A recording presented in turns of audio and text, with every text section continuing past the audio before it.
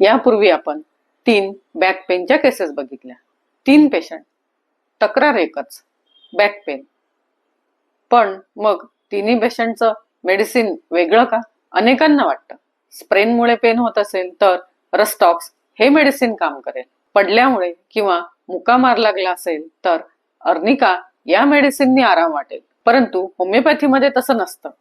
पहिला पेशंट ज्याला स्प्रेनमुळे back pain सुरू झाले, अशा वेळी रस्टॉक्स याच मेडिसिनचा विचार मनात येऊ शकतो.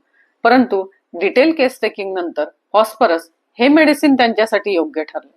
दुसरा पेशंट जो खेळताना पडला आणि त्यानंतर त्याला बॅक पेन सुरू झाले, अशा वेळी अर्निकाचा विचार मनात येऊ शकतो.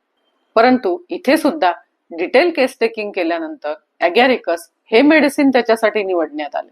तिसरा पेशंट ज्यांना लहानपणी पाठीवर खूप जोरात पडल्याची हिस्ट्री होती, अशा वेळी सुद्धा प्रथम नाव येते ते अर्निकाचे. परंतु त्यांच्याशी सविस्तर बोलल्यानंतर स्टॅनममेट हे मेडिसिन त्यांच्यासाठी योग्य ठरले.